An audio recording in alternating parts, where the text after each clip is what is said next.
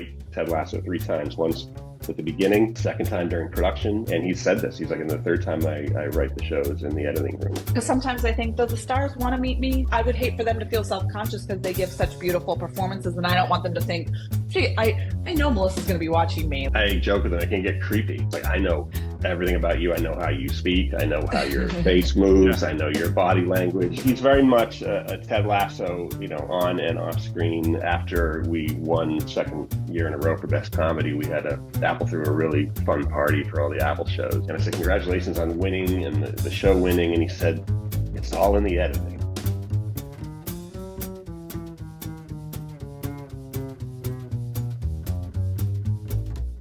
My name is Chad Anderson, and welcome to Sight, Sound, and Story, part of the Post-Summit series, where we interview acclaimed and fantastic editors who work in the industry, both in film and television. Today, I have the pleasure of talking to both Melissa McCoy and AJ Catoline, who are editors on the hit show for Apple TV, Ted Lasso.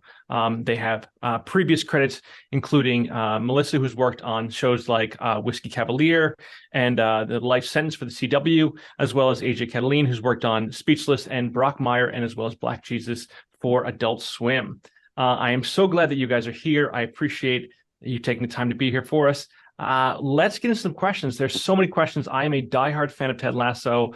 There's questions I want to ask that have nothing to do with editing, but I'm going to get into questions that actually have to do something with editing. But I actually want to start this conversation with kind of a story or kind of an anecdote. A couple months ago, I was watching an interview with Jason Sudeikis on Seth Meyers. He was being interviewed by Seth Meyers, and in it, he was telling a story, a conversation about his going home to his kids. And the story, the introduction to the story was he normally is working regularly, and then he comes home to his children. But he said in the kind of conversation that when he was working, he's working right now, on Ted Lasso, and he's working in editing, which means he's working with his friends Mel and AJ regularly.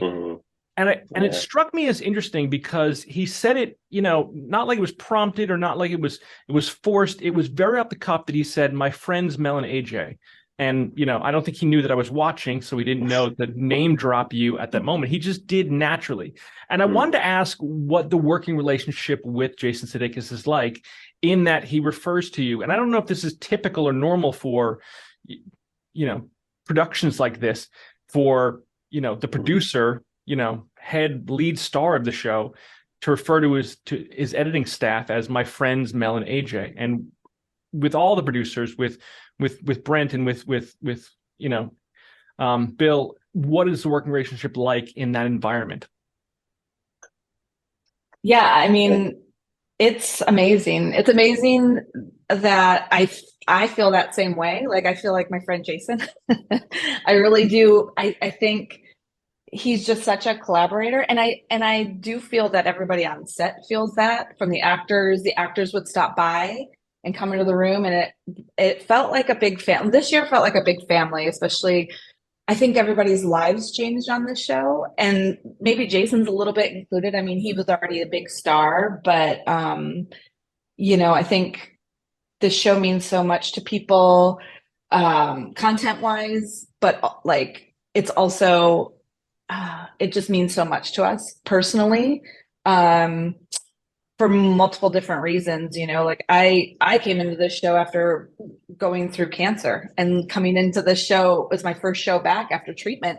And to come into something now where people put Believe up in their hospital rooms, things like that, where I'm just like, the universe gifted me this show. And I think maybe a lot of people feel that way, that work on the show. And then I think that all stems from Jason creating that environment. He created that show with that kindness, and then it extends out from the show. And it feels like that with all of us. And Bill too, like Bill's, I would consider Bill a friend.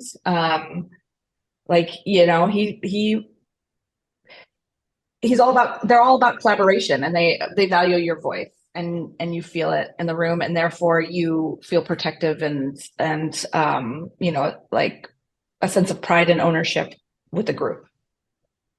Hey, I so agree. Everything that Mel said, I was touched too. I was watching Seth Meyers. In fact, I think Mel, you heard one of your friends had seen it, and Mel texted My me, "Oh my aunt. God, oh, okay, oh my God, Jason just gave us a shout out on Seth Meyers," and it was just very touching, and it's so Jason, and he is, I've just always said this, he's just very generous in so many ways as a showrunner, and as a creator and as an actor, and also behind the scenes as well. He really props up everyone around him. He's given so much other screen time to the other characters this year, and he's just very complimentary of the crew that works on the show, and he does feel like a friend. We didn't get to see them that much. I wish we could have gone over to England and been there, but it just didn't work that way, our logistics. But the cast and Jason would come back a lot to LA, and they came back actually for the Emmys. And after we won second year in a row for Best Comedy, we had Apple threw a really fun party for all the Apple shows, and the whole cast was there. We were all in our tuxedos or dresses or whatever everyone was wearing, and everyone looked really good.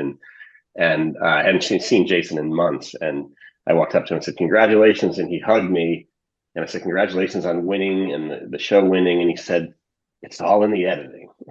I just laughed at that, and he was just being, the guy just won 2 Emmys, and he just thought in that moment to give me, a compliment. And yeah, so he's very much a Ted Lasso, on and off screen. And yes, it's a lot of collaboration from season 1. Yeah, also working with Bill, who, by the way, I saw up at the American Film Institute the other week. I was up there talking with editors, and Bill came up to talk to other students, and he saw me and told all the students how much he loved working with Mel and I, and was just complimentary. So yeah, it's a great team, and yeah, I think we spent a lot of time in a room with him, and you get to know someone and you get to read. We have such a shorthand with Jason. He has little fun little terms he uses with Mel and I, like when he's trying to fix a cut. He's like, "What movie magic can we do here?" And he talks about the flam, which means pacing of how, go from the timing of, one joke to the next. And so we just have a great shorthand, and it's wonderful to have talent in the room with the editor, working in the editor with the editors, because yeah, it is all about the editing. And he said that. He's like, "You write Ted Lasso 3 times, once at the beginning, a second time during production," and Jason's always rewriting. And he said this. He's like, "And the third time I write the shows in the editing room with me and Mel." Sure. And so that feels really good. Sure. Yeah. It's a total, there's a revision that happens, after it, after everything's shot, it goes into editing, and then everything changes, and then you can redesign the whole show, basically. You mentioned, Melissa, the idea of the family aspect of it. I was talking to a student of mine who just started watching Ted Lasso from season 1. And she was saying that she's really interested in the found family aspect of the show. As the characters have joined the team and gotten in the team, they've kind of become this family. And she said the family kind of trope as an idea. I was wondering if that's a situation behind the scenes as well, with the rest of the staff and the crew and the post-production team and the production team. Of have you found kind of a family in that aspect, and does that work in the behind the show? Yeah, I feel like there's there's a special thing that happens when you find a great group of people, and it hopefully happens at least once in your career. If you're lucky, maybe multiple times, because as we go around. But this is one of those times, and AJ and I were just talking about yesterday about all the Emmys and the awards and the accolades, which feel really, really great. But it's in the quiet moments when you get to work on the show, and if all that went away, like, being able to work with this group, our wonderful assistant editors who have, this season co-edited and last season co-edited with us, like, seeing them shine, and from everybody in our post department. Like, I love bringing in our PA and our post supervisors and saying, like, what do you think? Which way is funnier? Like, I'll show them 2 different ways, and like have them come in on the couch and feel like they're a part of it and tell me what means, this meant this to me, or I liked this part of this, and really taking in their creative ideas, and so yeah, we just feel like that trust is there with all of us. And yeah, and in those special moments too, like finding the quiet moments to be like, this is amazing, isn't it? And like, let's take a moment of appreciation here because this doesn't happen all the time. Getting on something that you love with people that you love that also gets, noticed by other people is really special. And the other thing that really means, I think, the world to us too, is that yes, we have our family that we make the show together, but also like the fans, like AJ and I get emails from people that this means this to me and this scene meant so much to me. Like it's more than a television show.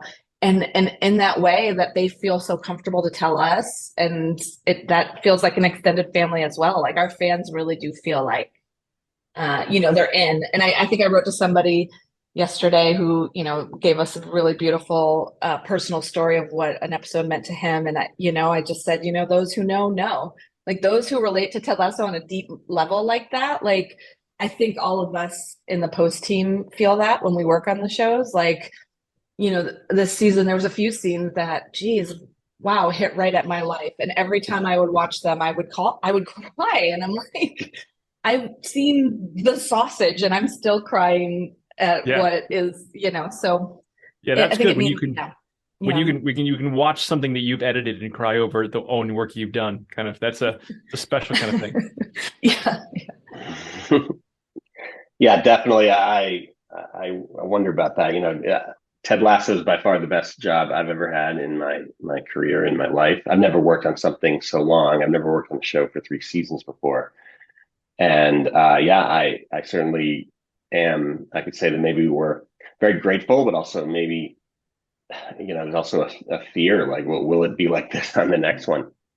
Because what we had here was very special. And, we're still working, by the way, we're still finishing episodes 11 and 12. And I think we're going to wrap up in about a week or two. And, I'm still trying to process, like it's going to leave a void in my soul and my heart. And, I think I'm going to need several sessions with Dr. Sharon if she's available to try to extract this experience from me. But it definitely is a family. We have great trust. I just want to give a shout out to our producer Caitlin Hollenbeck and Robbie Stevenson, our post coordinator, and our assistants Alex Zabo, Francesca Castro.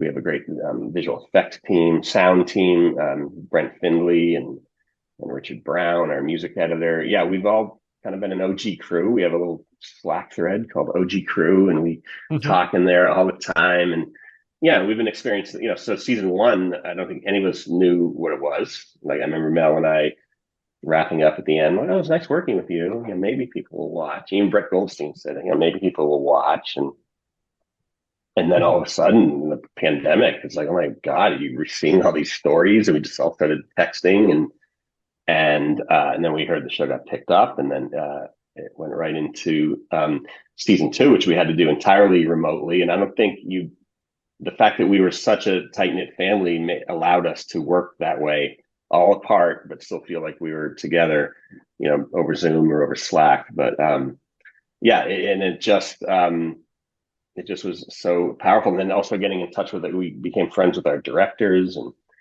I would talk to our cinematographers and then the cast. I made friends on Instagram with like all the cast, and I chat often with Billy Harris, who plays Colin, and Cola, and David Elson-Dorn, who plays Jan Mas. Like they're just so reach out to us, and they're like, oh, thank you, you cut this scene so great. Or we'd be editing dailies, and like this scene you're in is incredible. The performance of Colin is just so good, and so we were like giving them little tidbits. And then they all came to LA for the premiere, and they hung out with all of us. They came to the lot.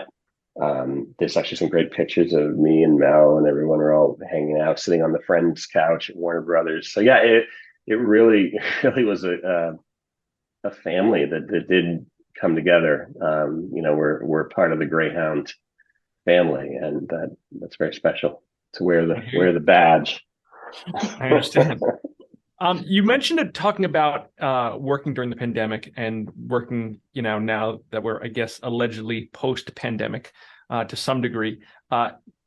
I remember a joke. It was an online joke, an internet joke of showing a picture of an editor sitting in a dark room in a basement somewhere in front of a computer editing during the pandemic, and then showed them, once the pandemic was over, editing in a dark room there. How much has really changed for you in terms of your workflow or what you're doing? Are you still in a room oblivious to a pandemic outside, or is there a vast change of how the workflow goes?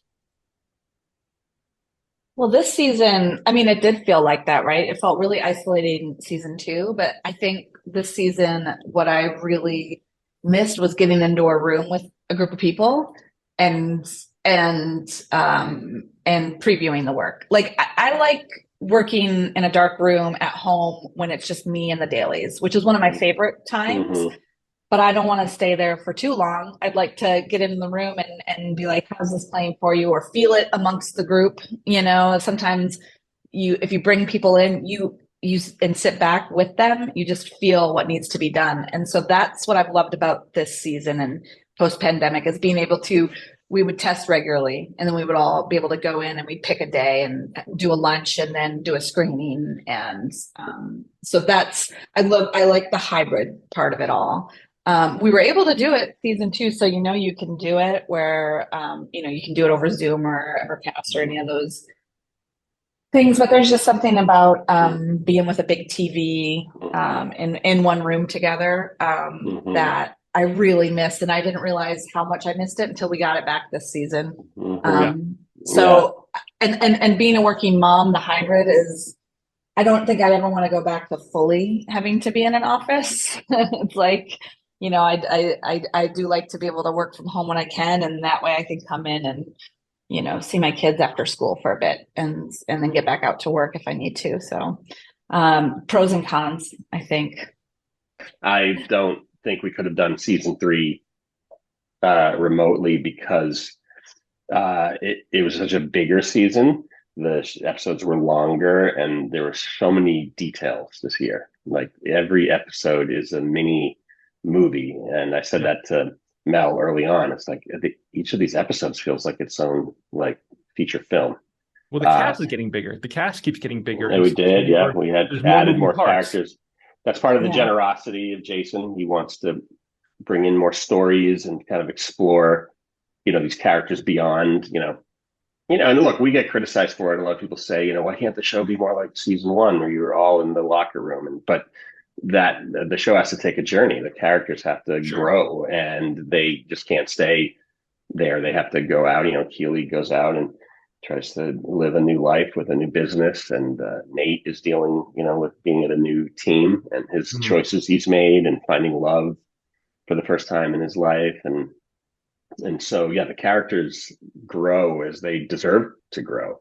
And so season 3 just feels like such a bigger project, certainly editing wise. I can speak to that. And just to have Jason in the room with us, and he would do the, what I call the ping pong. He'd work a little bit with me, and then he'd walk down the hall and work with Mel, and then bounce back over. And sometimes I would just be like sitting, working on my own thing, knowing, well, he's going to be with Mel all day today, and probably all day tomorrow. But he comes running over, and he's like, I just had a fun. You just love that that type of collaboration. And yes, it was great when we had his co-creators, Brendan Hunt would come in, and Joe Kelly. And it was just fun listening to those guys laugh, and you could tell when things were working, and listening to their banter among the 3 of them is a real pleasure to have those 3 together in one room. It gets really silly and interesting, and they give you a lot of insight. And and then with the cast would come in. We had one day where Toheed Jabo, who plays Sam Obasanya, came in, and we had Bumbercatch was there, and Zero, and there's a couple other characters from the team, and we had Van Damme. We had Trent Krim came in, who's a really big James fan. Lance came in. He's a big fan of editing.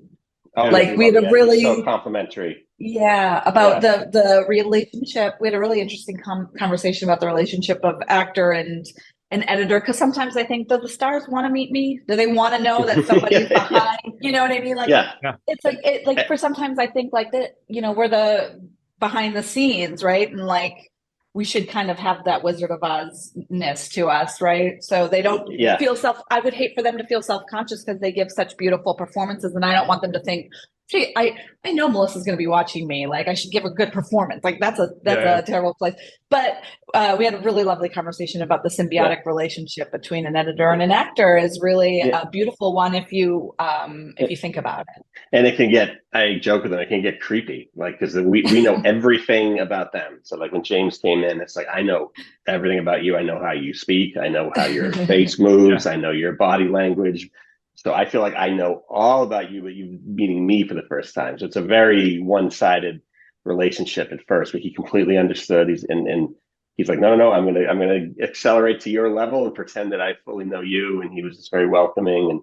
And so yeah, we had a screening of episode 307. We all got together, and it just was so wonderful to hear the laughs in the room, and you could tell how things were pacing. And by the way, in the middle of the screening, there's a knock at the door, and in walks Brett Goldstein. He was a little late. So it was just like, it was just really so incredible and just surreal. And I said this to Mel, it's like, I just pinched myself. You're like, wow, are you watching what's happening in the moment and just appreciating this? Because it's been such a unique experience for editing. And I certainly hope it happens again. But I certainly appreciate what we've been through and the stories we've been through. Yeah.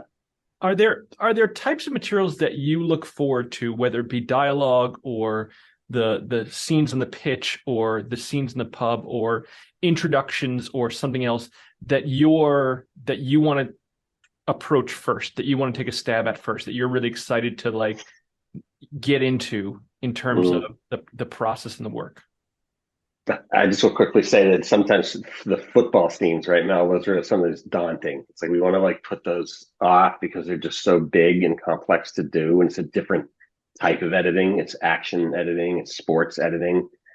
Yet also you're trying to get the emotion in. But our producers, like as soon as anything football related came in, Caitlin would be like, "We need to do this now. We're gonna get this over to VFX." You're like, "Oh, fine," but I'm in the middle of this other scene. Like, you can do that anytime. You got to do the football because we got to move it along the VFX workflow chain.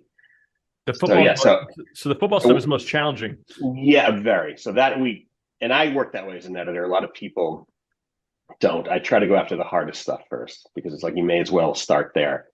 Because look, at the beginning of these episodes, it's so overwhelming, and I've heard editors say this: like every editor begins every project with just such a crisis of confidence sometimes. Like, oh my God, how am I going to get through this? This is such a mountain to climb of footage and storytelling. And so you have to start somewhere. And sometimes I do tackle like a simple little scene. So let's just do this scene. It's simple and it'll be like, I can check it off the list. But my workflow is to go after the tough stuff and to start to dig into that.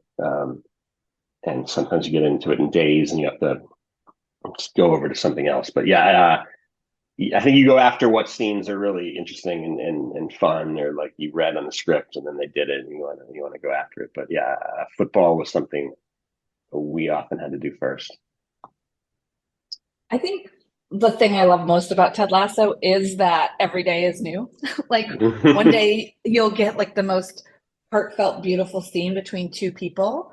And that day is all about, performance and, what the actors brought to that. And, what would be, I had a really lovely conversation with one of the directors about an upcoming episode that will air. So I won't get into the nitty gritties of it, but we talked about like, well, this would be my reaction if this happened to me with my, loved one. And this would be, and he was like, and Jason and I had this conversation on set. And so then, and he kind of said to me, I kind of wish that we hadn't had this conversation so I could have just seen what you would have done on your own, sort of thing. But I kind of was like, oh, I liked that we had that conversation and that you're open to what my experience would be. And, looking at it from all those different sides. And that was a really fun scene to cut. And then you get, and then So you get to check that off your, creative soul list. And then the next day is a scene in the locker room with all the, with 30 people. And those feel overwhelming to me when it's a lot of the cast and you have to keep all those balls in the air and it's a comedy scene. So then it's more about pacing and what's funny. And a lot of times I'll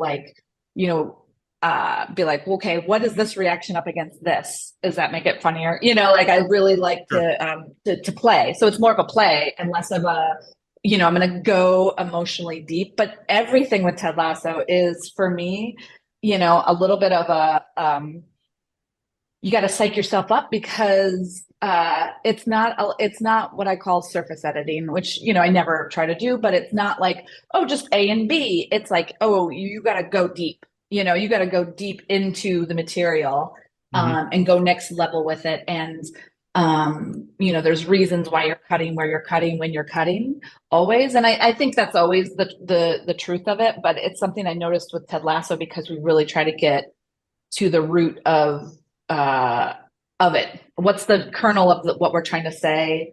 What's, what do we want to say in this scene? What are the characters saying? What is that, and like I said, like the shades of how you could edit something of because the actors will give us dials. Oh, they cried, but would that be what, in take one, they didn't cry, but by take 5, they're crying. And so is there a medium where they start not crying and then they get to crying or, and what's that motivation? And would you do that? Or would you be more surprised and not cry at what somebody's telling you? Those are the conversations that, you have to have with yourself at first, and then you have with the directors and Jason when you get into it there's always a reason why you're doing what you're doing, and you have those discussions. So you have to know it when you're doing it. So yeah, I mean, they're all amazing. And I think that's what the fun is it's not routine. Every episode's something. I said this season, no matter what happens, I know in my heart and soul, there's something in every episode that I worked on, something in every episode AJ worked on that I'm so proud of creatively. Mm-hmm. I'm proud of what the actors did. I'm proud of what the writers did. I'm proud of what we did. I'm proud of what our music people did. I'm proud of what our VFX people did. We all gave our hearts, souls. And so, and I would say this, this happened season 2, there's discourse episode to episode because people have so much weight in each episode and what they want it to be, but we've been living with it for so long. And I think, when you do that, you just, you appreciate it on a deeper level. And so I hope, people can and watch it again, and feel like, oh, I see this and this, and this led to this, and this led to that. And hopefully they love the journey when it gets to the end. Well, I think that's a great place to transition into this first clip that I want to show. This is the clip of, as you suggested, all the players in the locker room discussing Roy's recent breakup, spoiler, and him discussing the elements of it. Let's take a look at this scene, and then we can talk about it for a little bit about what your approach was with this. Hey, stop. Okay, hold on a second. If y'all didn't know about Zava, which may or may not happen, and y'all didn't know about Trent Krim, which is happening, then what were you so worked up about? Roy and Keely broke up. Whoa. Wait, sorry, no, I'm okay. Got a little lightheaded there. Yeah, thank you. Going on. What? No, hey, I didn't say anything. I will kill you. No, I came in and they was talking about us getting Zava. What? We're getting Zava?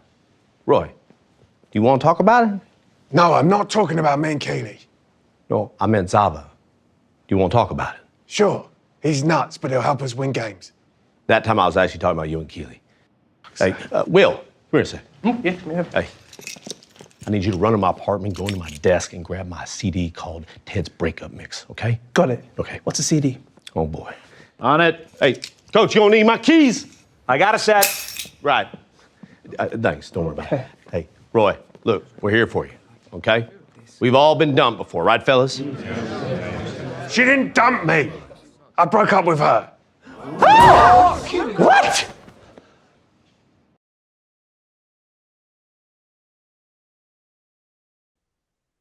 So talk to me a little bit about the process of running through that scene. Yeah, that scene it was really a lesson in reactions and like again all those balls in the air, right? We're telling a lot of story there. There was before that a whole communication about Zava, Trent Krim. There's like we're laying a lot of groundwork for the season there. Trent Krim's going to come in, and we're going to get a new player, Zava, and Roy and Keeley have broken up. And Jamie knows that Roy and Keeley have broken up because they had a conversation earlier. So, and then the whole team becomes a running gag of every time somebody finds out, they go, "Oh," to Roy. And so, yeah, it was just a really fun scene to cut, but also very daunting because, as you can see, there's all the groups of guys, and one of my favorite things where I was like, oh, I have to find the space for this was when he's like, if we're not talking about Zava joining the team, and Danny Rojas goes like this, and it's making the space for those funny moments, but also keeping the rhythm going. That's really difficult. So you really have to that's a lesson in for me of like a little frames here, and it feels natural to create the space for this because I think this is so funny. Those kind of things of making sure everything has its space, but it's also clipping along because it's a comedy scene. And so yeah, this one was pacing within the locker room, and Ted kind of is the key point to that. So he's basically the center as the world around him spins, sort of thing. And Beard's having his reaction, and yeah, I'm just really proud of that scene comedically. I think it's a real fun one, and that's when Ted Lasso is at its most fun. To me, is the locker room. I think there's a quote by Walter Murch who talks about editing the ideas of the numbers of shots being like DNA, in how you can reorganize DNA a certain way and get two different species of animal. And depending on how you organize the DNA, it gets a total different idea and a different theme. And I think part of, one of the things you're talking about is if you take, some other editor could take this entire footage and organize it some other way and get a total different place for this or for whatever it may be, for however the scene is organized. And you have to kind of place it and coordinate it in a certain way to just make it work really well. I wanted to ask about comedy, because you do talk about comedy often and you do talk about pacing. One of the challenges that I always find with editing comedy is to let the performances just happen, to just let, you have these amazing actors with amazing comedic timing and amazing performance, and do you just let them run wild? But no, you sort of have to, you are the editor, and so you do have to edit this. What are the challenges, and how do you kind of decipher how to work in timing and pacing without losing performance? Yeah, that's, I think, always the struggle, right? I think a lot of times the first thing I do is what was the pacing on set, and sometimes that's correct, is how they performed it, and that's you try to keep it in time, and then sometimes it's for me, I find sometimes Jason and I both laugh at the awkward pauses. So finding those, we really love those. And then sometimes comedy works best when it is, moving at lightning speed, and being able to know that about everything and keep your mind open to all those possibilities. And yeah, so that's always my all those plates are spinning in my brain when I'm cutting a comedy scene. And also it's just, oh, that made me laugh. and it always makes me laugh, sort of thing. Like, that's when I know I that's the check mark on my dailies notes, is like, oh, that's just funny. And that's getting in there, and it's finding its place in there, no matter how hard I have to try to get it in there. Can I add, Jason Yeah, Jason has a term for that. He calls it the flam. I think it comes from the concept of a stand-up comedian and a rim shot. When the comedian knows to deliver a punchline and pause and give room for the audience to laugh. And his initial instinct, as Mel said about finding what happened on set, he often tells us to follow the lead of the actors and to see how they delivered it. And often that is very correct. But then there are times that we find, so it's much easier for an editor to speed things up. Slowing things down is a lot harder because, especially if you have, and this cast knows each other so well, so they know each other's energy. So you'll have someone deliver a line, and the next actor will be right on top with the next line. And sometimes that works, but other times, for a story point or something, you want to kind of give space to that. And so it's about knowing when to choose those moments. And by the way, that scene that you just watched played so well. We watched that in a theater with about 400 or 500 people, and they were just rolling during that scene. And I was concerned that, because we don't cut for theatrical, we cut for television, I was concerned that they were going to laugh so hard they were going to miss the next line. So it was just really perfectly paced, and it played well cinematically.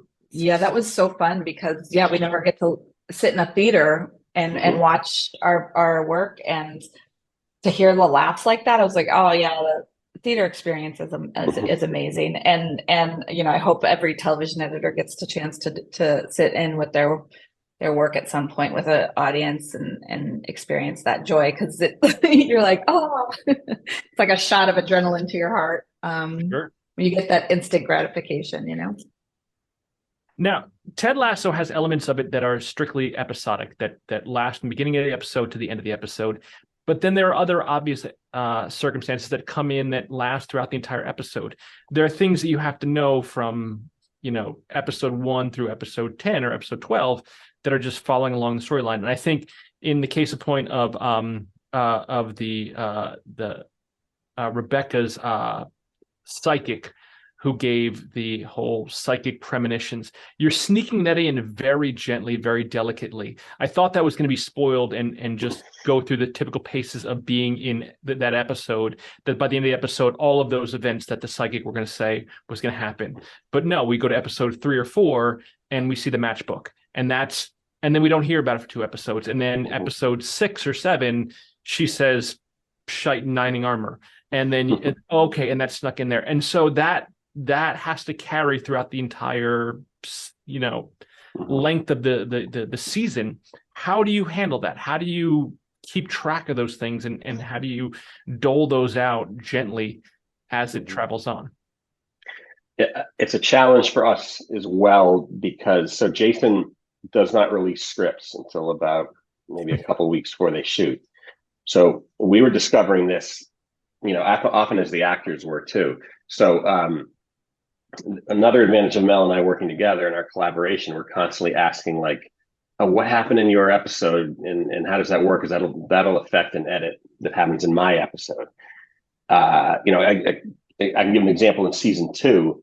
We didn't know how the episode was going to end. We didn't know that the season was going to end. We didn't know that Nate was going to betray Ted.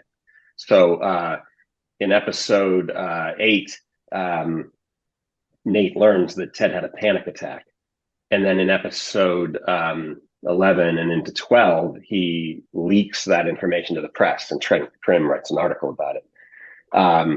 So that we didn't know that. So when I discovered that, when I read the script to 11 and 12, 211 and 212 later, I had to go backwards and go back into episode 8 and recut that to make sure that we really focused on Nate clocking that Ted had a panic attack. So we're discovering these story points often as the actors are, and I think it's good that we've been on the show from the beginning, because we know where the callbacks are and what the full arc of the story is, and Jason is constantly doing that to try to have a scene feel like it is a scene from earlier. You mentioned Rebecca. She goes to the psychic, and then the psychic predicts that she's going to be a mother.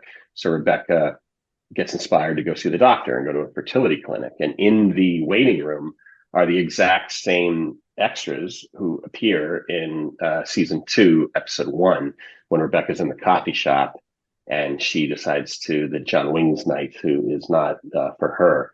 So there's that thread that goes, all those details appear throughout the whole show. And Jason is constantly, and he had me make, and I had to go back and watch that episode and to look at, how Mel edited that, what music was used. We even use a lot of similar music and did some similar things in the cutting pattern. So yeah, there's a full through line to Ted Lasso that, and callbacks are a very important part of it. He wants to go back and have a vibe. So yeah, you have to constantly be thinking about these things, and it makes adjustments, all throughout, but it's definitely not planned out. It's not like they wrote all the scripts and we get to see the whole season. We're discovering it as they go. And, it adds to an element of surprise and keeps the editing very fresh.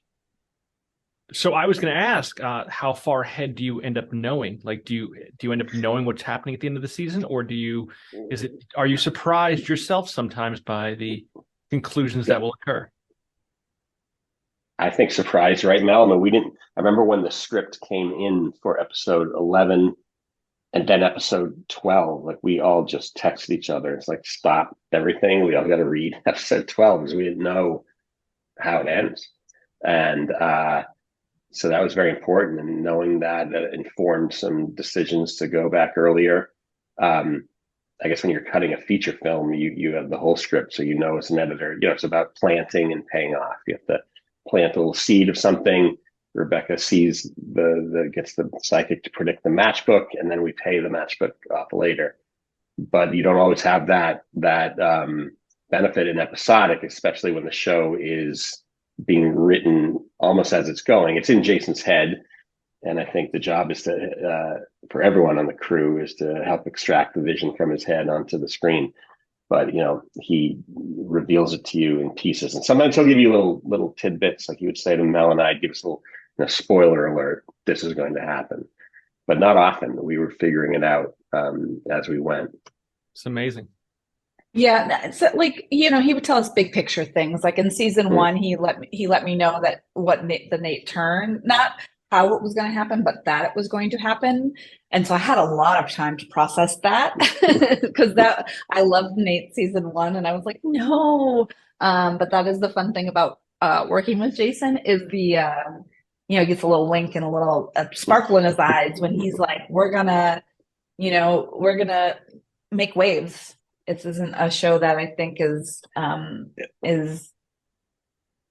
to rest on its laurels, Mm-hmm. and that's a really fun, exciting place to be when you're working with Jason. So he dropped a few nuggets, and then it's always fun to hear the big story points, but a lot of the little jokes or this, and he'll give you the backstory, which feels like, again, going back to your friend's comment where he'd be like, oh, this joke relates to this time when I was on SNL. And then I'm a big SNL fan. And so I just live for those. So that feels so special. It feels like you're in an inside club because it works for our show, but that it's coming from a really specific, silly little story that Jason had with Snoop Dogg on SNL. And you're like, that is the coolest that we get to work on that, and that's where the kernel of this joke came from. It's really fun. It's amazing. I think it's interesting because I was thinking when I was watching this past season about Colin's coming out and Colin's sexuality, and I was thinking about the things he had said in season 1 and season 2 about women, about different things he had said about women. And there's a recall about certain aspects of this that I was like, wait, was he lying that whole time? And now I have to think back, because these are real people to me, and I have to think back to whether those things occurred. And if we knew about Colin's sexuality in season 1 or season 2, which apparently we didn't, which I think transitions us into this next scene, which is Colin talking to Trent Krim in Amsterdam.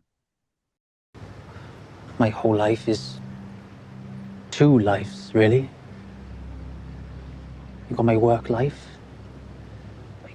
No one at the club knows. I'd like to think they wouldn't care, but it's just easier that way. Then you got my dating life. Some guys think it's hot. Others say they don't care, but eventually they get tired and they move on. And the club brought in Dr. Sharon. And she helped me realize that I have an ache. An ache for both my lives. To be my only life. I don't want to be a spokesperson. I don't want a bunch of apologies. All I want is for when we win a match to be able to kiss my feather the same way that guys get to kiss their girls.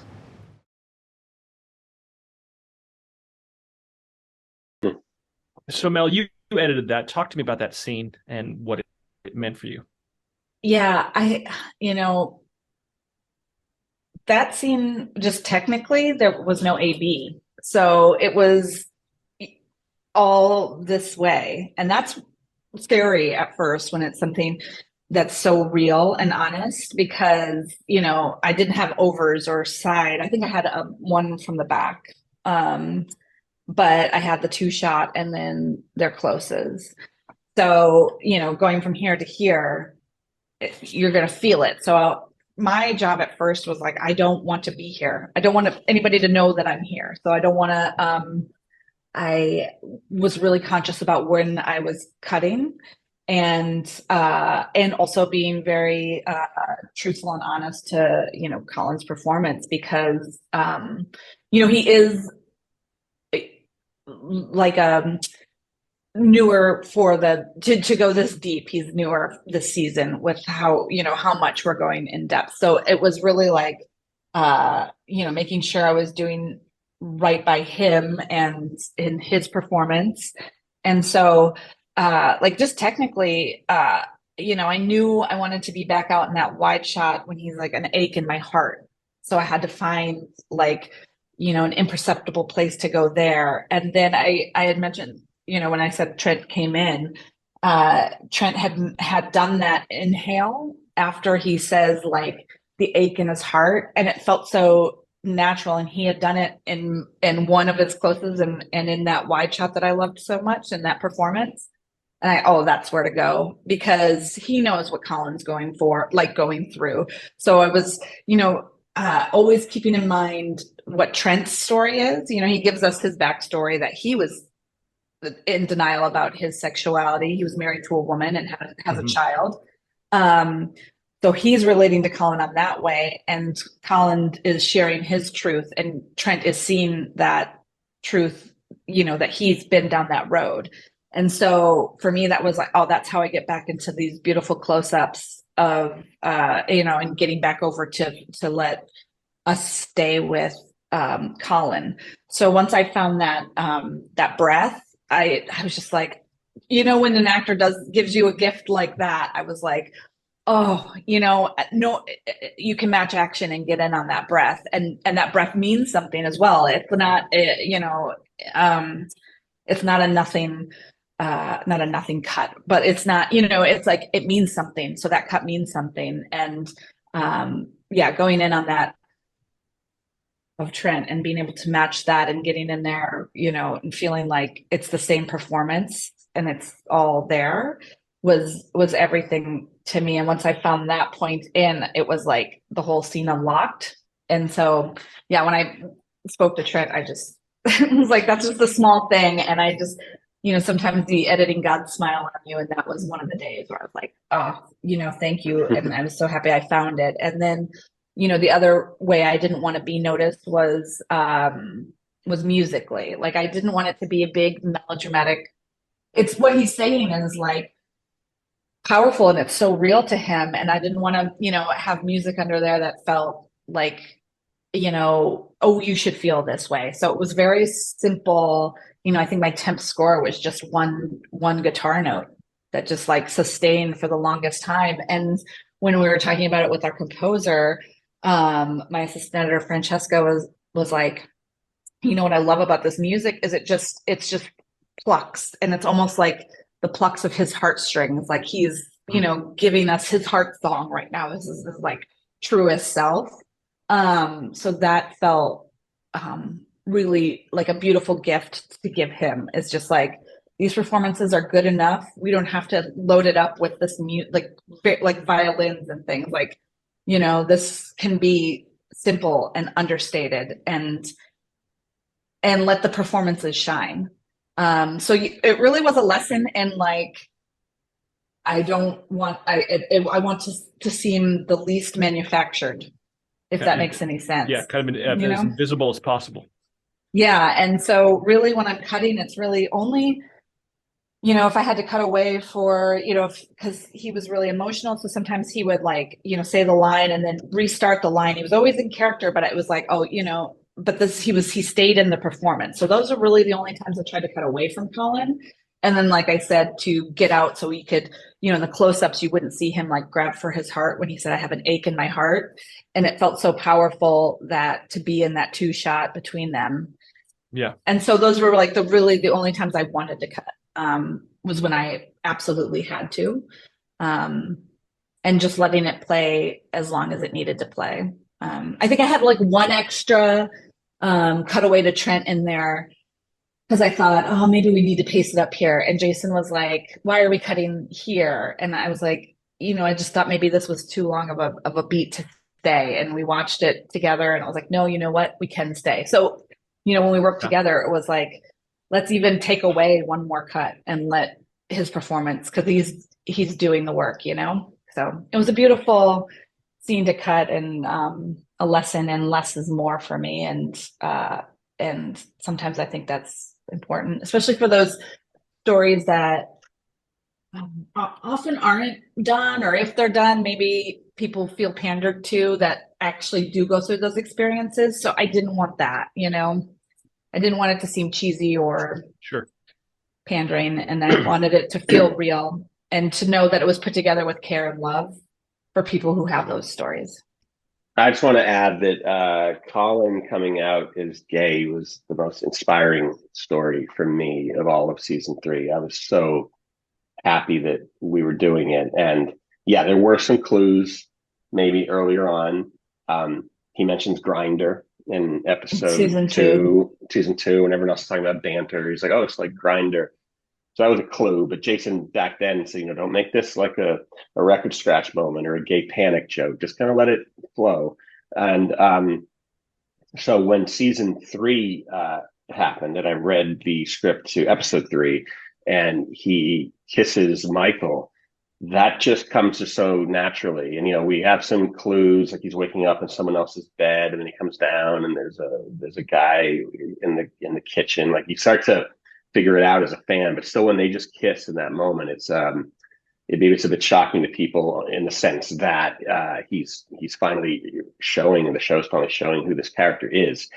And so then we see little hints of it throughout, but it's not until the episode that just aired the other night, episode 9, where he finally, I mean, maybe by not a choice of his own, needs to come out to the team.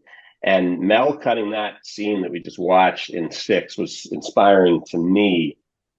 And again, this is an example of the choices that your other editor that you work with makes. It affects what you do. So I saw that, and I saw how Trent was just receiving so much of what Colin was saying, and especially the line, I don't want to be a spokesperson, I just want to be myself. So I kind of followed that in episode 9 when we have a very tense moment, and Isaac just gets in a fight, and and he storms out and says, what if one of us was gay? And even Coach Beard's, Jan Maas says, well, statistically speaking, 10% of the population. And Beard is like, well, maybe someone in this room is gay, and they all think it's Jamie. Each of those moments, we built the tension in that scene by cutting to Trent Krim watching this and clocking it all. And that was really wonderfully set up in episode 6. Also in episode 5, when Ted gives the speech to the team, he rips the believe sign. He's like, I don't want to deal with this negative stuff anymore, like anger and shame. And on the word shame, I cut to Colin, and Jason was asking, like, as Mel says, Jason always asks, like, why are you making this editing choice? And he said, why are you cutting to Colin on shame? And he might have known the answer, but I said, because he still has a lot of shame about wanting to come out, and that was very inspiring to me. And I think our gay fans in the community are resonating with this. And so it's about that goes to your question of tracking the show through the episodes. And so that scene in episode 6 was just really inspiring, and it absolutely affected how I edited episode 9. Absolutely. A question I had, it's interesting because you mentioned this. When you think about Trent Crimm, and I think about different characters, I think about Nate, I think about a number of characters who come out as these opposition characters, who come out as originally Trent Crimm came out as this opposition character, and Nate has become this opposition character. It's not like there's a lot of villains in Ted Lasso. It's not truly villainous people. And when Trent noticed Colin in the alleyway, or whenever he first realized there, I knew immediately Trent wasn't going to say anything. And I noticed when Isaac found out, he wasn't going to have a problem with it, and no one on the team was going to be rude or mean or hostile. It's not, conflict in a way that's traditional of, action movies or something like that. You handle, all these characters, except for maybe Rupert, all these characters who are villainous, having some kind of humanity to it. And we're seeing that in Nate, we're seeing that in various characters. How delicate is that balance to try to keep them as, Nate's at the end of season 2 or into season 3, he's the bad guy, but he's not really. He's a good person, just with some inner turmoil. And in this last episode with Isaac, there was going to be some issue, but I was like, it's not, because Isaac's a good person. Ultimately, these people are good people who have troubles. It's a weird, delicate thing to handle in terms of the editing approach. And I wonder what you think about that. Well, I will say, you mentioned music, Mel. Tom Howe, our composer, did write a Rupert evil theme, which we needed to use all the way back in episode 1. When we saw the Death Star office, and our production designer Paul Kretz created the circular window that you see, Senator Palpatine, the Emperor, in front of, and that's so much like Rupert. And Mel has these great episodes where he's walking in this dark, long Darth Vader like coat, and so we use the evil motifs. But I said to Tom, we're going to need a Rupert theme to carry us through, and he did write something which we then go back and use throughout the rest of the season. In episode 9, when Nate's like sitting in his office and Rupert kind of creeps in the background. In any other show, that would be like a horror motif. Like he would have a machete, like he's going to kill Nate. But we start that Rupert theme, and we telegraph that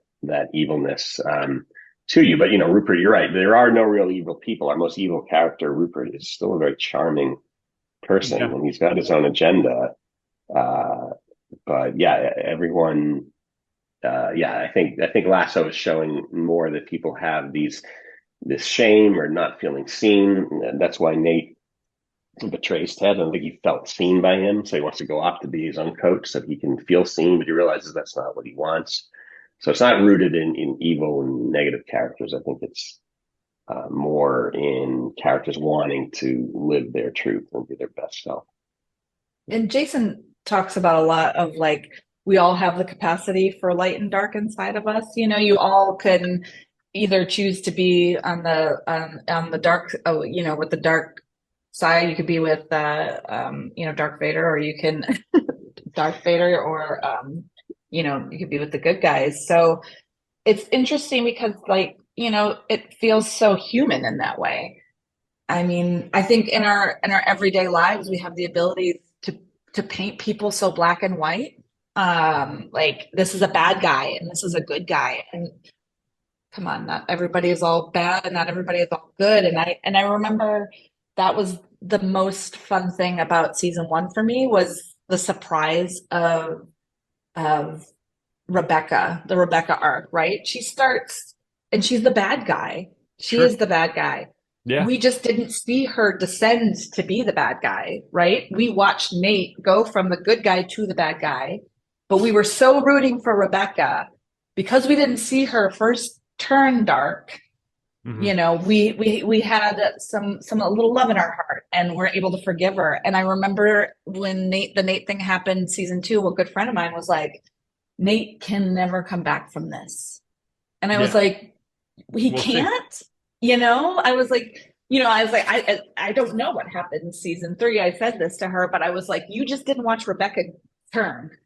We got the full watched, that go. And I was like, if we can forgive Rebecca, why can't we forgive Nate? I don't know if that's going to happen, and I'm not going to say, but like, I think if Ted Lasso's done anything, it's that. Like, why can't we hold up a mirror to society and say sometimes you can forgive, and that's a beautiful place to be. And so when I see the people being like, I don't care about Nate, or this kind of stuff, it's like, wow, that's not in the ethos of Ted Lasso at all. That's just not the universe we create, and I love living in that universe. I just love it. So if maybe a few people believe in that, then maybe that's the change we need to be. Be the change you wish to see in the world. Well, I'm proud of Ted Lasso for doing that. I think it's interesting because I think that is the Ted Lasso character. I think forgiveness is his overwhelming trait, that he forgives Rebecca right away. He forgives, and I think in his heart he's already forgiven Nate, and everyone else, Roy and Beard want him to be angry at Nate and want to seek revenge on Nate, and he is perpetually forgiving and perpetually understanding. It's that dynamic that kind of flows through the rest of the show there. I want to talk about Ted does say that hurt people hurt people. So if you are hurt as Nate was, the chances are you're going to release that anger back on the people you love.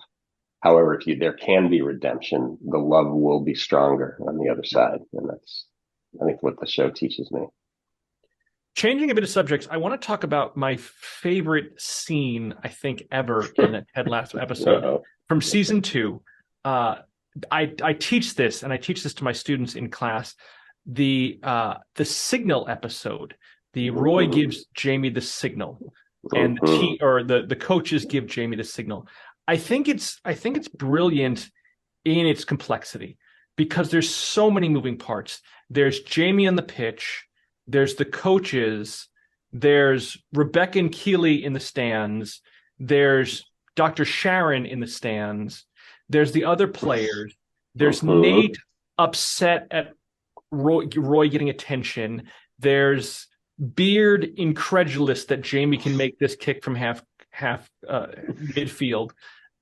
There's so much going on there, and we talk about organizing this, and there's even the fans at the pub. The pub, yeah, absolutely.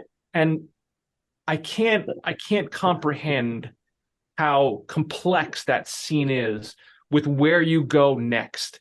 And I'm not sure which one of you edited this, but I did. On the signal. AJ, you hit every moment on this exactly the way that I wanted to see it. Exactly what I wanted to see next. I was teaching this to a group of students, and I was talking about, if I showed like a third of the scene, and then I paused, and I'm like, what do you want to see next? Oh, we want to see Roy reacting to Jamie because he's not sure if he's going to make the kick, but he's already staked his career or his value as a coach on the fact that Jamie's going to do this. Little prick's going to make this shot. Yeah. What? And then pause again. What do you want to see next? And I want to see Beard looking at him incredulously. I want to see Jamie make the shot. And all these parts hit exactly where I want them to be, exactly how I want them to be organized. I can't fathom how involved that is with the amount of footage you must have, scenes like that, to choose which building block makes this Lego set of a timeline in that capacity. How challenging is that? Well, it's first and foremost, it's most challenging, I think, for the production crew, because every single one of those scenes you just talked about were all shot on different days and in different locations. So you have the set of the dugout is a different set, which is actually near where we play football on the pitch at a location called Hayes and Yetting, next to West London Film Studios. And you can see in the distance the dugout set is away in a whole nother field. So and then you have the field, and then you have the owner's box is shot different on a different day, and then the pub is inside the stage at the studio, and so it's all different pieces, and that is the magic of editing, is making that continuity flow, and just with the pacing. And so yeah, it was a ton of footage, and it was about, so that's what I'm talking about. When you start an episode like that, it's very daunting for me as an editor. It's like, oh my God, I know what this sequence needs to be. I know it needs to be kind of what you just described, but it's like, oh, where do I begin? So I think it's about taking the pieces and just starting to lay the pieces out on the timeline, and kind of knowing like, well, I like this piece and I want to get to here, but in order to get to here, I need to do something before that, and to check in all around. Yeah, The Signal was a really beautiful episode that starts to set up the arc of Jamie Tart, which is playing off here in season 3 as well, that he is growing as a character, that he started off as Roy Kent called him, the Prince Prick of all pricks, and now he's becoming a better version of himself. And it begins with that simple, getting up his, getting him to go back to who he really is, which is a bit of an edgy prick, but having him channel it now in a good direction rather than being season 1 Jamie. And Mel and I talk about this all a lot of time in season 2. Like, do you notice that Jamie's just getting smarter and smarter? And so he had to channel it now to score a goal. And I will say that Phil Dunster really scored that goal. Did you know that? That's a real, we did that in 2 takes. And the first one, obviously they needed to get the blocking right, so it didn't work. But on the second take, he kicked that ball from the half right into the net all the way. He's that good. And it's a real joy working with Phil. The material, the performance he gives you, because he's not just a great actor, but he's also athletic, and it's one of our best players next to Cristo Hernandez, who was a former football player in Guadalajara. And so that was just real, that we got to use that. And then our VFX team brings it all together by putting us in the Richmond Stadium.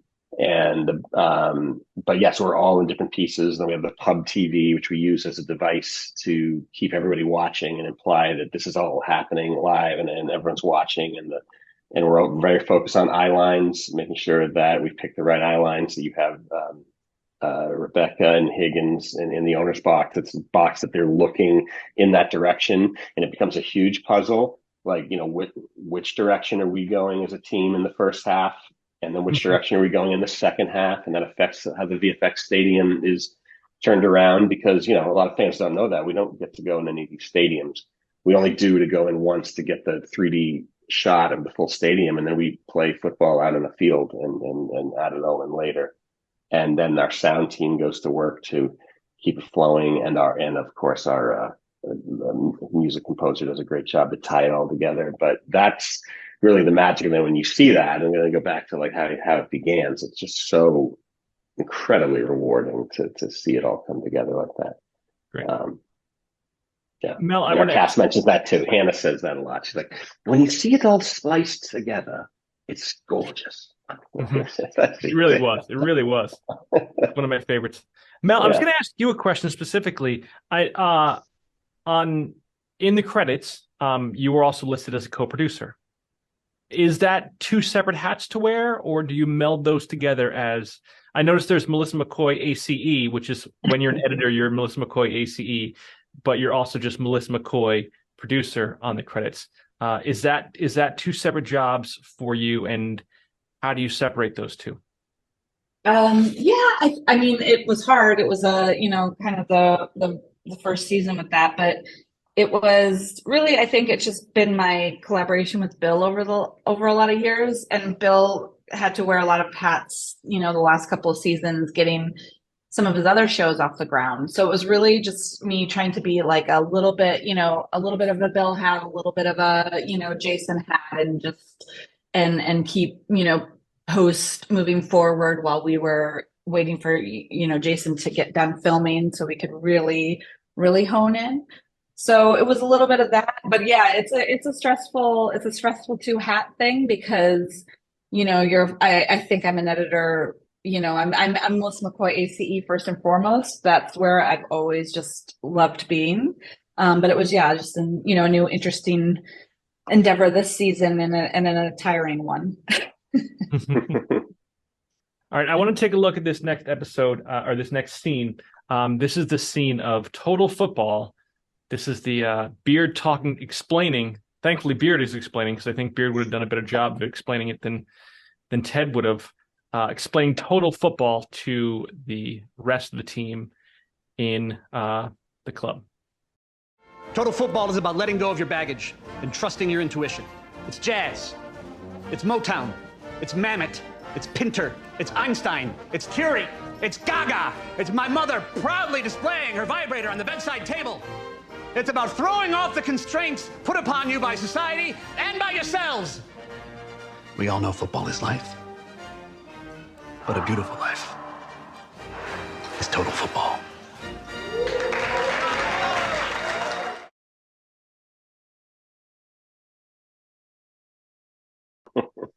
All right, so quick scene. AJ, you edited this. Tell me about this. I did. Yeah, and there's a beginning setup to that too that I wish was in that clip. But that Total Football was a real journey putting that together. It's a bit of a edit within an edit, frame within a frame. We have the scene going on in the room, and then we have what's happening in the television. And I approached that first by saying, well, we have to kind of lock down what is happening in the room first. Where in the TV obviously was completely blank and black, and then we'll worry about filling that in later. So to me, what the scene was mostly about, yes, sure, it's describing something, which again, we're seeing as editors when we read the script, at the end of the Amsterdam episode, after Ted's barbecue sauce fueled hallucination. It's the barbecue sauce, not the tea, or is it? He envisions a style of play that involves the players working together and always passing to each other. And of course, Beard sees it at the end and says, well, this exists already. This is a thing called Total Football. So then when that gets explained at the top of episode 7, it's really, while it's doing two things, it's setting up exposition that we're going to need for later in the episode when we see the team score a goal in Total Football. And Bill Lawrence has a great term for this. He calls it laying pipe. You have to lay this exposition down early so that we set it up later.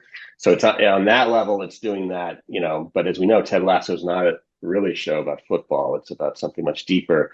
And it's as Beard says, it's about, releasing your inhibitions and that is what the message is to the team, that they need to, let go of all the poupée, as Jamie Tarr would say, and come together and work together as a team.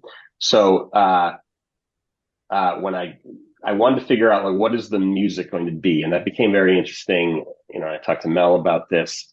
I said, it has to be something that Beard would have stayed up all night on his, iMovie or whatever software he was using, Apple Keynote or something. And he'd have to think of a piece of music that only Beard would want to use. So I remember when I was cutting season 1, episode 10, The Hope That Kills You, Jason and Brendan were on Zoom with me one day, and they're like, have you seen Escape to Victory? And I vaguely remembered it. I'm like, no, I haven't. And they're like, okay, please go watch that before you cut episode 10, because that's the vibe we want to put forward here in Ted Lasso, that it's a team all working together, and in the case of that movie, to escape a World War II prison camp. And they do that, and they get everybody working together on the same page, and they ultimately believe in each other as a team. And the music in there by composer Bill Conti is just so good, and it just came to mind. I said, I have a feeling that this is what Beard would want to do. And in season 1, he has on the board, his whiteboard, where he's writing the opposing players of the team. Those names of those players are all the characters in Escape to Victory. So it felt like a very natural something that the show would do, and it felt in our show's language. So I put it in, And there was an idea that that I had, and also in talking with Mel to have it start as Beard's music playing through the TV and then become the show's music. So we do something there where we call switching from source to score, where we're hearing it, and we had our sound team design this really nicely. We're hearing it coming through the TV, but at the very start of that clip, when Beard gets very excited, the show takes over that music, and that becomes the score. So that felt really good. And then, when Brendan and Jason heard that, at first they were like, wait, I know that song. What is that? And they're like, is it Stripes? Is it? And then Brendan's like, oh, it's Escape to Victory. And they just felt really good. And that's an example, by the way, of having a song in that works from the very first cut. And you feel really proud of that as an editor, that you just nailed it. And, because it's not always the case. We often have songs that we audition for Jason. We have 20, 30, 40 songs and still not finding it. And then because he knows it when he hears it. And then the second part of that was filling in what went in the TV, which became a bit of a running joke in our post team because we had to deal with so much clearance and getting the clearance to the World Cup game from 1974 and getting all those pictures from Johan Cruyff and his estate. And it became a thing of going around in circles a lot. But we made a little mini documentary, a film within a film. And by the way, talking about the synchronicity of this show, did you know that episode 307 aired on Johan Cruyff's birthday? I wasn't aware. About that for something just mind blowing. And that's what I love about this show, is that only this show could have those type of beautiful kind of happy accidents.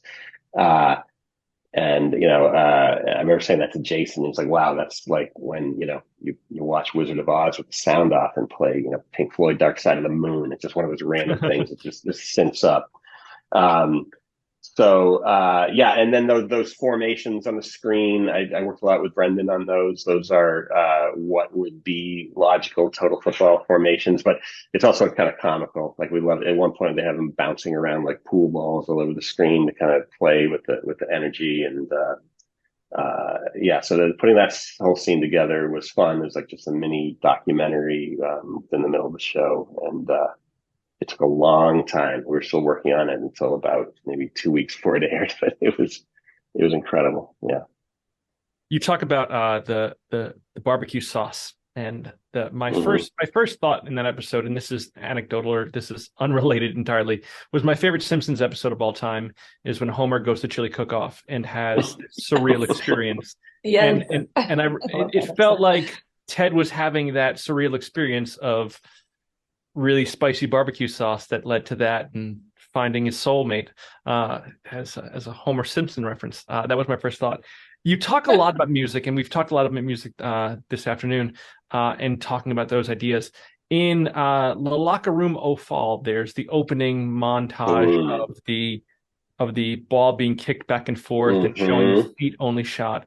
And the music, I don't remember what the music is, but also it's Kaj Fall. The overture to Kaj Fall. The overture to Kaj Fall.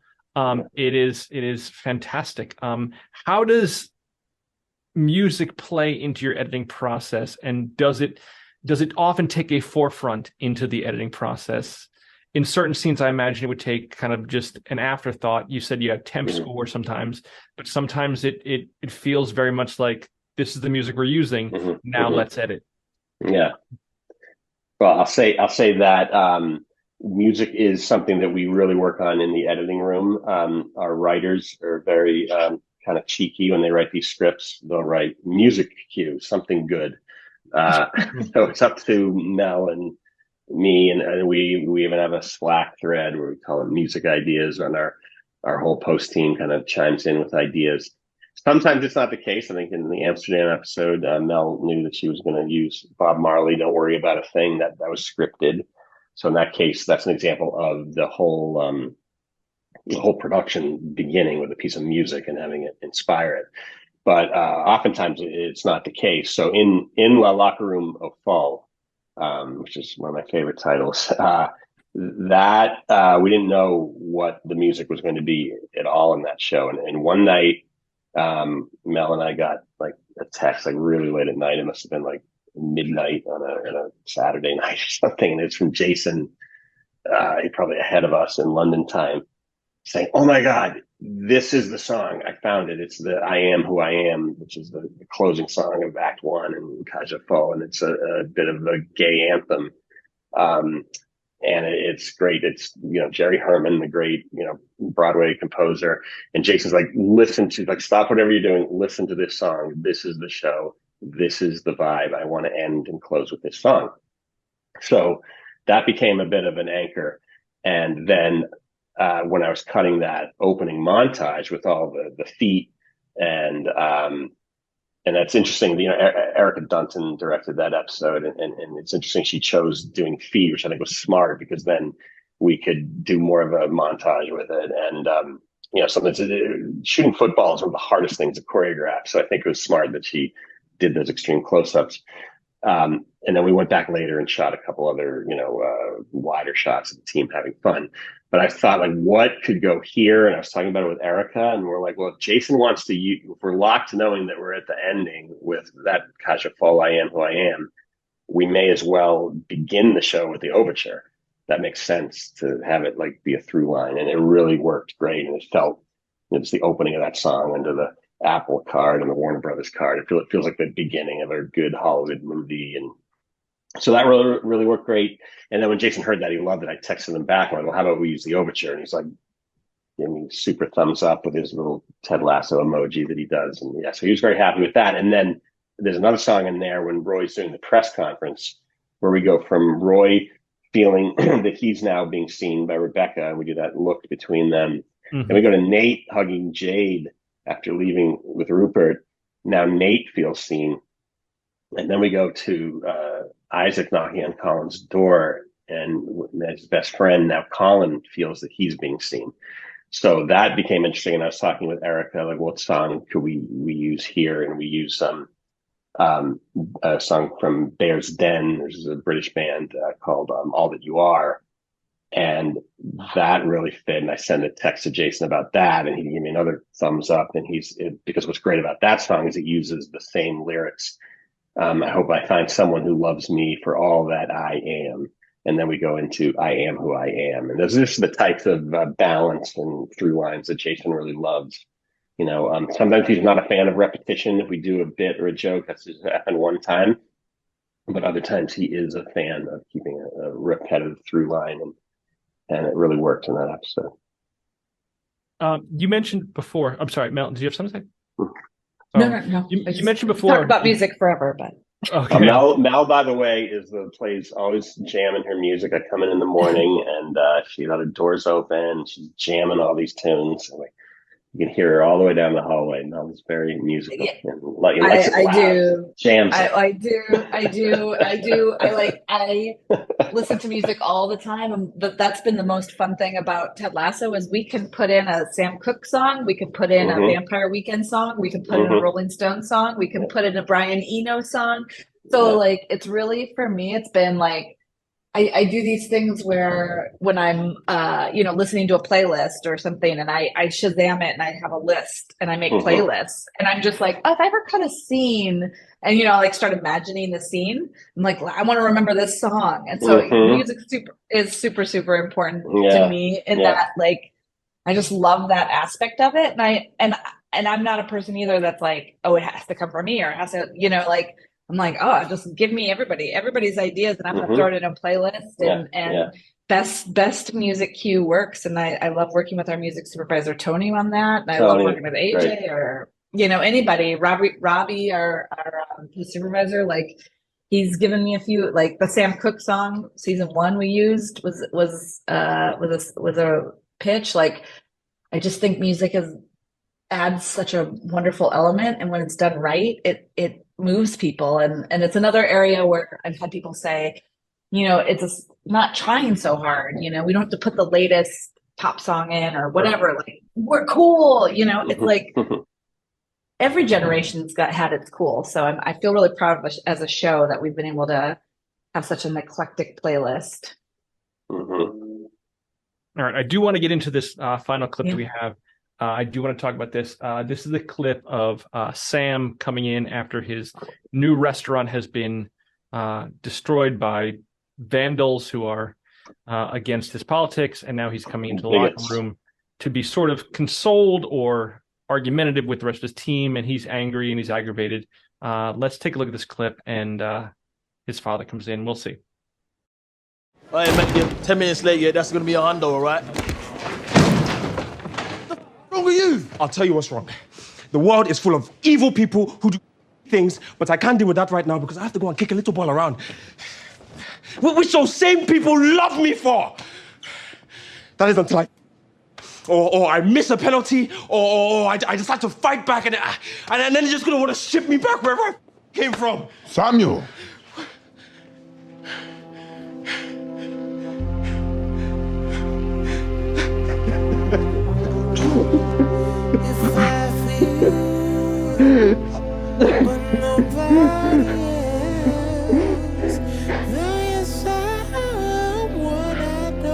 It's okay.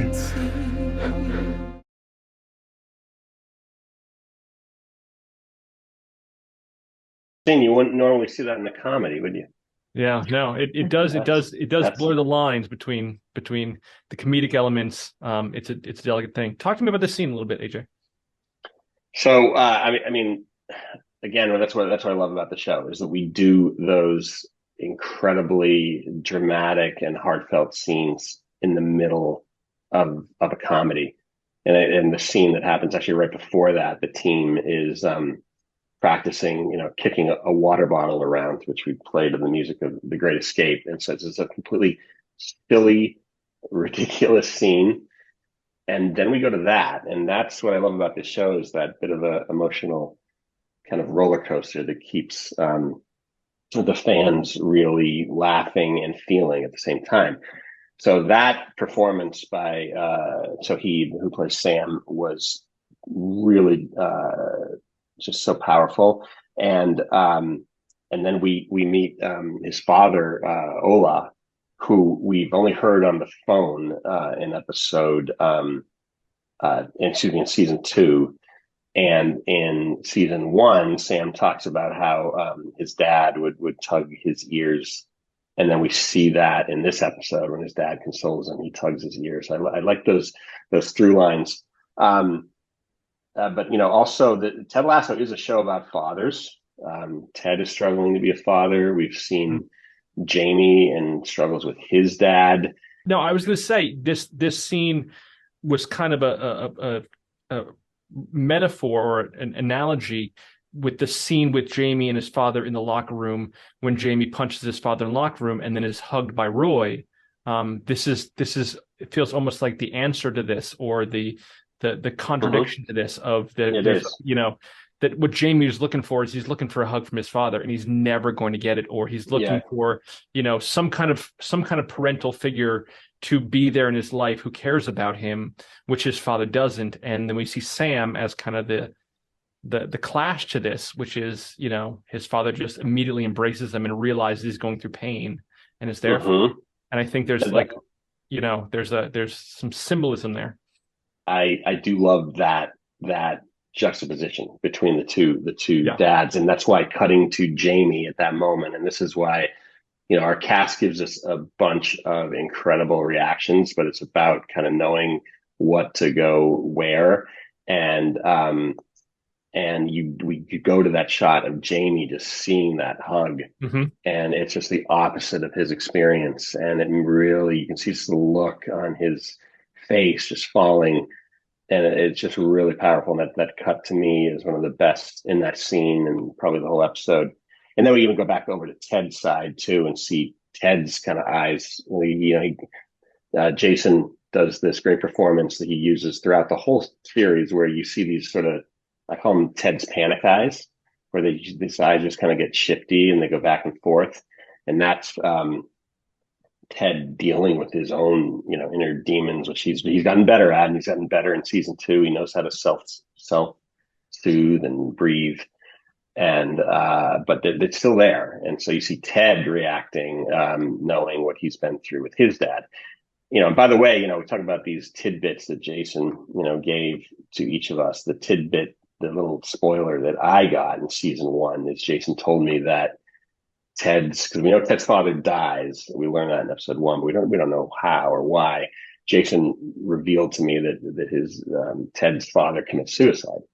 And so that really stuck with me. And so when I was reading the scripts of season 2 and season 3, I really paid attention to any time the show references fathers in any way. It became really powerful. And I just really just wanted to take my time in those moments. I just really slowed it down. And I think Jason appreciated that. That was the right storytelling. Even simple things like in season 2, episode 2, where Jamie is sitting at the bar with Ted. And this is before we meet his father. We see his father at the end of season 1. And he's an angry guy. And then in that scene, Jamie's just talking about his dad, and then asks Ted about what the experience was with his dad. And both of them just have a moment, and we just take a pause there. So every time that came up in the show, and then to meet Sam's dad in this way, where he just appears like that, really, really powerful. And he also has a great line in the show, Ola, who the restaurant's named after. Yeah. And we talk about this a lot, and people, standing up for themselves in good causes. Sam's dad tells to Sam, don't fight back, fight forward. Oh.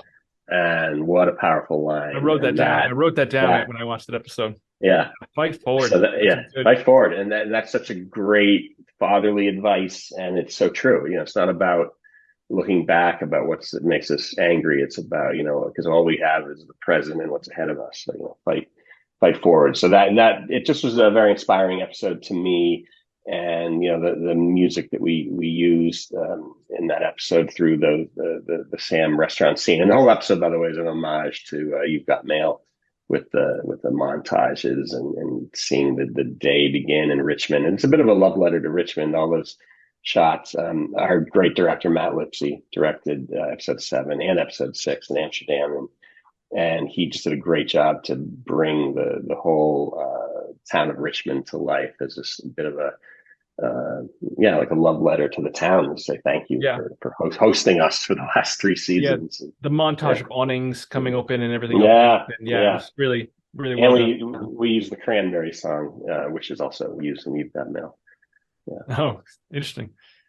Last thing I want to get into, or last question I want to ask about, one of the things that you've kind of hinted at or said in various circumstances, and I'll reference one of my other favorite shows from years ago, was Sports Night. And watching Sports Night, it did blur those lines between being very comedic in some cases, but being very, bring a tear to your eye in other places and those kind of things. And this was also a show that was about sports, had sports in the title, wasn't about sports at all. And was, ended up using sports as a backdrop, or doing sports broadcasting as a backdrop, to be a lot about sports and talked a lot about sports. But really the heart of the show was about fathers, and was about, relationships, and was about, addiction, and was about all these other kind of things. How much do you think about in terms of sports when you're working through the show, or is sports just kind of window dressing for what the show is? I think about it all the time, because I was a athlete. I was a competitive swimmer. I played water polo. I rode crew for Michigan State for a little bit. So team aspect life, I get it. It's like, that has been one of the most fun. Like, people always ask, like, did you play soccer? And I was like, no, but I was part of a team. And I think since we've had this break from Ted Lasso, I've gotten back in the pool, and when I'm swimming laps, the things that my brain goes back to isn't, the training or really the matches. It's, yesterday I was swimming, and I'm in LA, it's great to have an outdoor pool. But what I think back to is when I lived in Michigan and I was swimming, we'd swim. The only time we got an outdoor pool is in the summertime, and we'd had to swim at Michigan State. And the only time we could get pool time was like 5 a.m. So summertime, 5 a.m.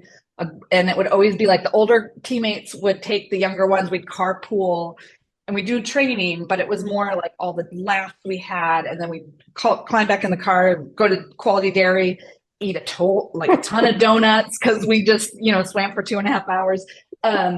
So those are the times I think about. And those girls are still in my life today, you know, and it's one of those things where they still mean the world to me. And so when I, you know, think about Ted Lasso, that's what I think about. It's like, yes, we're there to do this competitive athletic thing, but really it's like these people that you're doing it with are your family, and you spend so much time with them, and you have to put trust in them. And it is, I think that's the beautiful thing that sports allows you to do, is you get to be action and fun, because you do have a lot of fun, but it's also your chosen family. And it's these people, you know, I remember talking to Jason season 1 about, you know, Jamie. And I was like, well, we all, you know, on a team, you have that asshole, but he's your asshole because, you know, he's your teammate. So you love him. You know, and other people from the outside are like, that guy stinks or whatever. But for you, you love to hate him because your family. And so it was really fun to see, I think, Trent, when they said that. Sometimes I think like, hey, was that my inspiration with he's our dork, but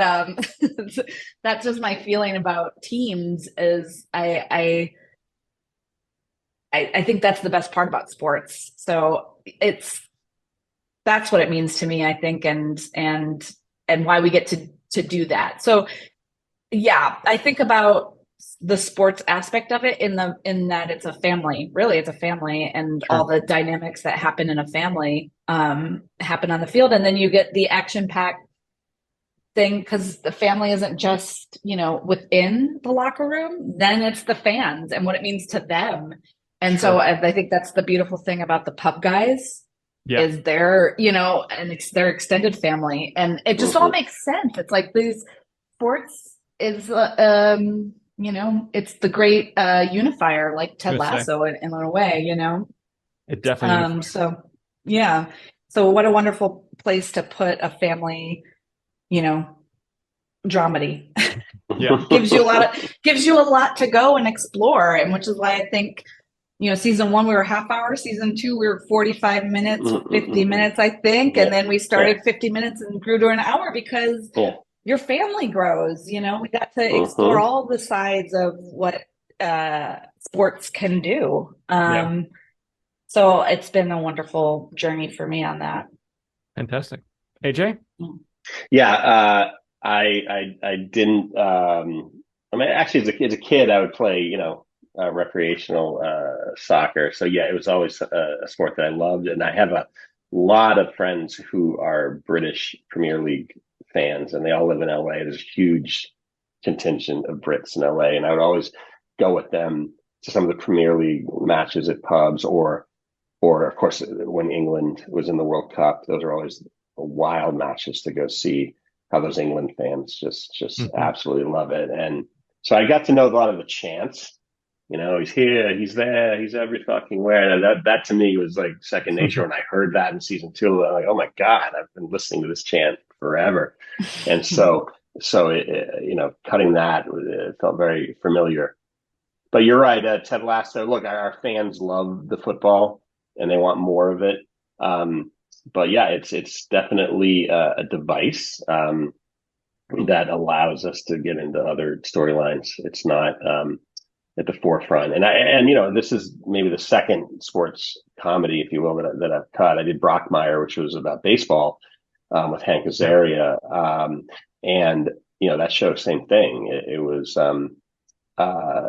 it's a show that is about a man kind of struggling from his past and alcoholism and trying to live a new life. And yeah, we had the baseball scenes. It's not about that. So it's great that, you know, the football tells a story, but it's not at the forefront. And even in season 3 this year, I love that we're out on that pitch, and it's the first game with Zava, and he kicks that insane goal from the half field. But what are we doing in that scene? We're focusing on Ted panicking because he just got done with the phone call with his wife, Michelle, and learning that Dr. Jake is in the house there. So that whole scene is that we're doing this ridiculous, incredible play, but it's really about what's happening with Ted. And we keep cutting to Ted, and I just love that. And we did some good sound design there where Ted like snaps out of it and he's back in. He's like, oh, whoa, did something happen? Oh, we scored a goal. He's been in his head the whole time. Sure. So that's an example of yeah, sure, we're doing the football, but we're not. And that montage is just so fun to put together. Jason and I worked on that for forever. He had got all his cards out and he moved them around, figured out how the scenes were going to flow based on the best way they should flow, not necessarily how it was scripted. But the whole montage was about people realizing that that there's other things than Zava. Zava's just all a fluff. It's more about, and the team's winning, but it's about the relationships that are being built. It's about Colin still hiding his true self. It's about Ted talking to Dr. Sharon. It's all the cutaways that happen. It's Sam opening the restaurant. There's so many other stories going, and we just keep weaving football games in between. But that's a great example of we're not a football show. Yeah, but I think the fun thing about it is like playing the game, but also there's 12 other things going on. Yeah, and like the interplay between all that is really, it's fun. It's kind of the glue. It's kind of the glue that connects all these characters in. Even Keely, who's outside now, become still a football fan, and she's still taking to games and going with Rebecca and taking Jack to games, etc. And I do like that now. I think the football fans, the British football fans have embraced Ted Lasso to the point that now Ted's in FIFA. And so he's become part of the culture. It's amazing. And they say have real coaches over there. So they say it's like the American Ted Lasso and welcome to Wrexham. Yeah, it's all tied in. Yeah. I want to thank both of you so much for being here and talking to me for so long. It's been really great. It's been really informative, and it's been really it's been a good time. I had a lot of fun. I'm gonna go rewatch episodes now. I can't help it. I do love the show so much. Thank you everyone else for watching and being involved in the show. I want to thank Melissa McCoy and AJ Catoline for being here. We'll see you on a future episode of Sight, Sound, and Story. Thank you very much.